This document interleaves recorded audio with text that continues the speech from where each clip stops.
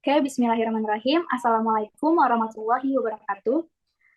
Eh, Salam sejahtera untuk kita semua. Sebelumnya, terima kasih kepada Bapak Ibu dosen dan penguji atas waktunya untuk saya mempresentasikan hasil penelitian saya.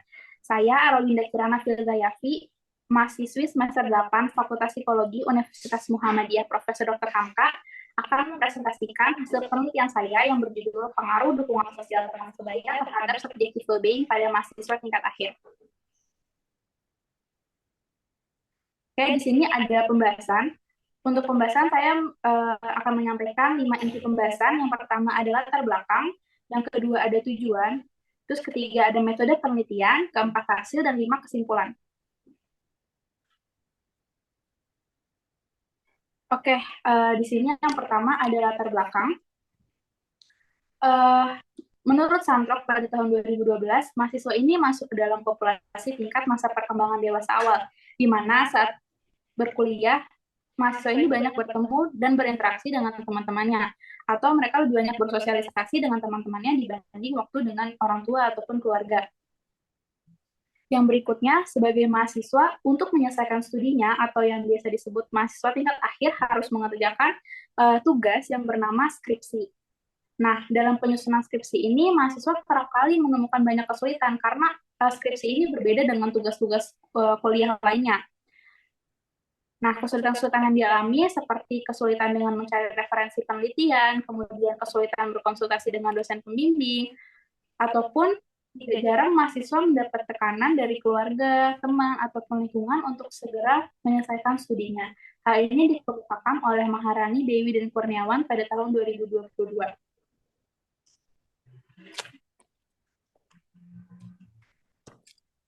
Nah, kesulitan-kesulitan yang terjadi itu dapat menyebabkan mahasiswa mengalami uh, yang namanya stres, sedih, dan putus asa. Nah, hal ini dapat membuat mahasiswa mengalami penurunan kualitas hidup, kepuasan hidup, ataupun tidak merasa bahagia. Nah, hal ini didukung juga dari penelitian yang disampaikan oleh Kalsita pada tahun 2018, di mana dari 68 mahasiswa tingkat akhir yang sedang menyelesaikan skripsi, 44,4% diantaranya mengalami stres. Kemudian, dikutip juga dari bengkulutoday.com, sejak 2014 lalu terdapat 6 mahasiswa yang bunuh diri akibat skripsi. Permasalahan yang terjadi yaitu karena skripsi mahasiswa tersebut tidak kunjung selesai.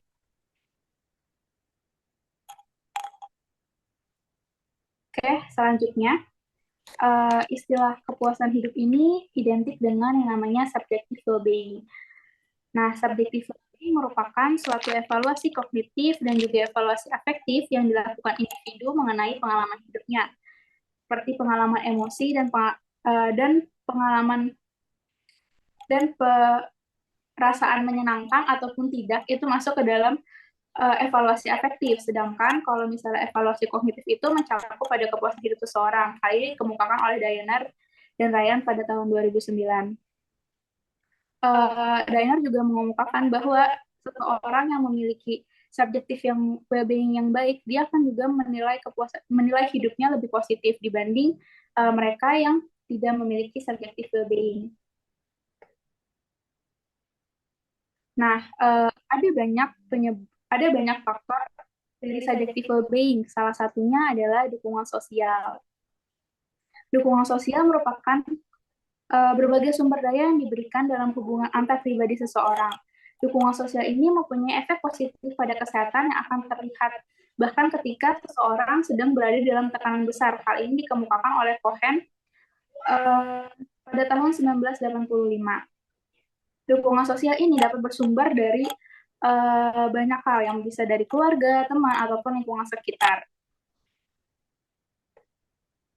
Nah, sebagai seorang mahasiswa, dukungan sosial dari teman sebaya itu dianggap lebih penting dibanding dukungan sosial lainnya. Karena mahasiswa banyak berkeluh kesah ataupun banyak bertukar pikiran dengan teman-teman sebayanya. Hal ini didukung dari penelitian yang disampaikan oleh Astuti Hartati, yang dimana ia meneliti mengenai dukungan sosial yang dialami oleh mahasiswa yang sedang menyelesaikan skripsi. Yang dimana hasilnya mahasiswa ini banyak menjawab bahwa dukungan sosial teman sebaya dirasa lebih bermakna dibanding dukungan sosial lainnya karena mereka seperti mempunyai teman untuk menghilangkan kejenuhan, stres, dan putus asa bersama. Kemudian juga seperti mempunyai teman seperjuangan. Nah, hal ini juga sesuai dengan wawancara yang sudah peneliti lakukan kepada beberapa responden. Dari 3 peneliti, satu di antaranya menjawab bahwa dukungan kehadiran teman sebayanya ini membantu ia bisa merasa lebih tenang karena kehadiran mereka, individu tersebut dia bisa bercerita mengenai apapun kendalanya atau apapun yang apa ia rasakan lebih lega, lebih leluasa dibanding kepada orang tua. Kemudian bagi 2 responden lainnya yang baru memulai skripsi di semester ini merasa bahwa dukungan sosial teman sebayanya sangat penting untuk membantu mereka menyelesaikan skripsinya karena di saat mereka kesulitan, seperti kesulitan mendapatkan referensi atau kesulitan dengan ide untuk dituangkan ke dalam skripsi, kehadiran teman sebaya ini dapat membantu mereka untuk bertukar pikiran, bertukar saran dan informasi yang cocok digunakan. Hal ini seperti kayak kehadiran teman sebaya ini memberikan support system yang baik bagi satu sama lain. Nah, dukungan sosial ini memberikan efek positif yang signifikan terhadap subjective well-being. Hal ini sesuai dengan penelitian yang dilakukan oleh Hildrim dan Tandervi tahun 2021. Kemudian, dia juga mempunyai hubungan yang positif yang signifikan dengan subjective well-being. Hal ini sesuai dengan apa yang diteliti oleh Wiratmoko Gary pada tahun 2020, di mana adanya hubungan positif yang sangat signifikan antara dukungan sosial teman sebaya dengan subjective well-being. Oke, selanjutnya tujuan dari penelitian ini yaitu untuk mengetahui pengaruh dukungan sosial teman sebaya terhadap subjective well-being mahasiswa tingkat akhir. Oke, yang berikutnya ada metode penelitian. Metode penelitian dari penelitian ini yaitu menggunakan pendekatan kuantitatif. Kemudian, penelitian ini menggunakan metode purposive sampling atau sudah dikriteriakan sampelnya sesuai dengan apa yang dibutuhkan penelitian. Sampel penelitian ini yaitu mahasiswa tingkat akhir Indonesia dengan kriteria yang sudah ditentukan, yaitu berjenis kelamin laki-laki atau perempuan, mahasiswa aktif S1 tingkat akhir di Indonesia, sedang dalam proses penyelesaian skripsi. Nah, total sampel yang didapatkan dari penelitian ini yaitu berjumlah 61 responden. Berikutnya, instrumen penelitian yang digunakan dalam penelitian ini, pertama, untuk mengukur subjective well-being, peneliti menggunakan Satisfaction with Life Scale atau SWLS oleh Dayaner. Kemudian Scale of Positive and Negative Experience atau SPAN oleh Dayaner. Nah, kedua ini sudah diadaptasi oleh peneliti dan ditranslate ke bahasa Indonesia dan juga sudah melalui proses adjustment. Berikutnya, untuk dukungan sosial teman sebaya, peneliti menggunakan alat ukur International Support Evaluation List atau ISEL yang disusun oleh Cohen pada tahun 1985. Ini juga alat ukur ini sudah dimodifikasi oleh peneliti untuk mengukur dukungan sosial teman sebaya melalui proses adjustment. Berikutnya, ada teknik analisa data. Data kuesioner yang disebar sejak 17 sampai 19 Maret ini melalui Google Form diolah dengan uji simple linear regression yang dianalisa oleh IBM SPSS 23 versi. Nah, didapatkan hasil reliabilitas dan validitas untuk ketiga alat ukur ini semua reliable. Yang pertama, untuk SWLS ini ada 0,864, kemudian SPAN 0,867, dan untuk ISEL sendiri 0,852.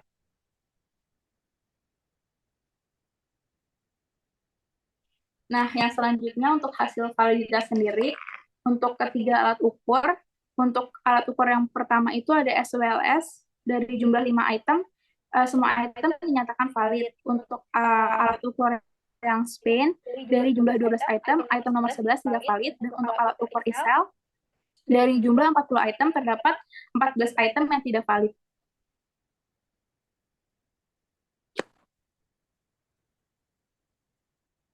Oke, berikutnya ada hasil penelitian.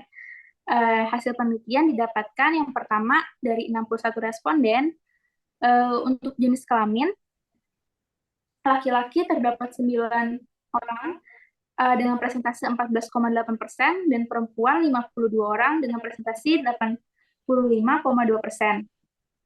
Selanjutnya, untuk provinsi didapatkan ada dari Banten dengan frekuensi 6 dan presentasi 9,8%, daerah istimewa Yogyakarta dengan presentasi 8,2%, DKI Jakarta dengan presentasi 57,4%, Jawa Barat dengan presentasi 14,8%, Jawa Tengah dengan presentasi 1,6%, Sumatera Barat dengan presentasi 6,6%, Sumatera Selatan dengan presentasi 1,6%. Yang selanjutnya yaitu untuk waktu pengerjaan skripsi, jika mengerjakan skripsi baru 1 semester atau proses 1 semester itu ada 83,6%. Kemudian yang 2 semester itu ada 9,8%, terus 3 semester ada 1,6%, dan 4 semester ada 1,6% juga.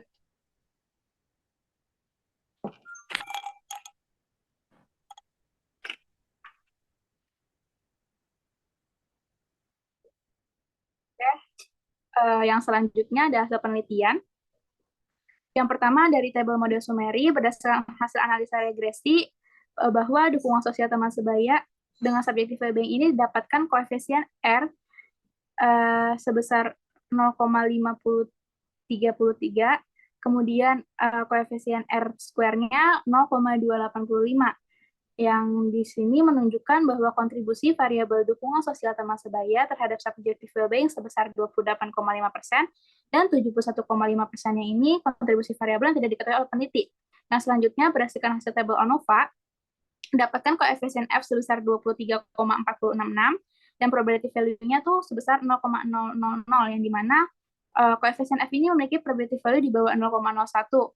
Maka hal alternatif diterima dan ada pengaruh yang signifikan pada dukungan sosial teman sebaya terhadap subjective well-being.